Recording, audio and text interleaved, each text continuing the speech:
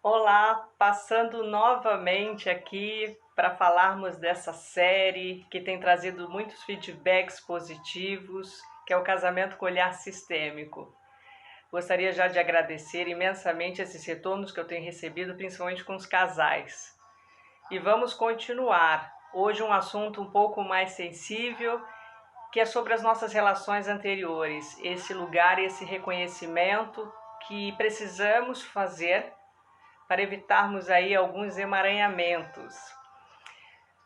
Você que está numa relação de namoro, noivado ou casamento e ainda pensa aí naquele primeiro amor ou em um grande amor do passado. Se você faz esse movimento, esse pode ser um sinal que essa relação anterior precisa ter um lugar, precisa ser reconhecida. O fim de alguns relacionamentos são dolorosos, são marcantes, são até agressivos e ficamos aí nos sentindo vítimas ou culpados. Mas como vítimas, estamos também no papel de julgadores. Pela visão sistêmica, fica muito mais fácil fazer essa análise, é claro, através desse reconhecimento. Independente do que ocorreu, precisamos ser gratos por estarmos livres no momento certo, pois dessa forma nos encontramos nessa relação atual ou prontos para uma nova relação.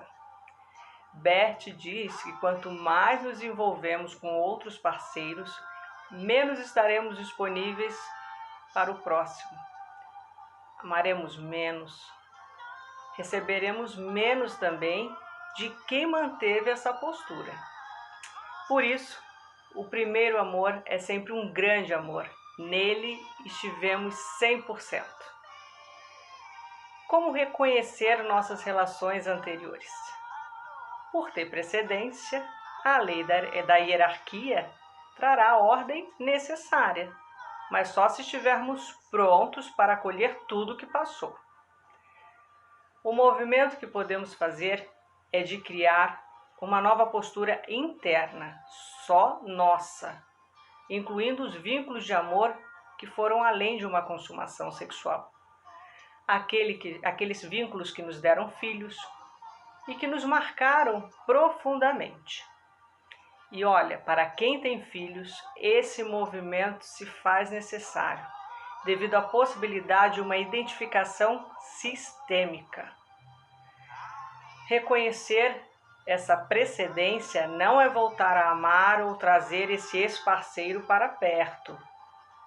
É de forma hierárquica dar esse lugar para nos liberarmos do passado e estarmos disponíveis para o presente.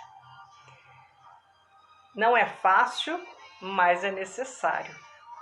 Então, se você gostou desse assunto e ainda tem dúvidas, deixe aí um comentário ou mande uma mensagem para mim. Eu retornarei para você. Muito obrigada e até o próximo vídeo.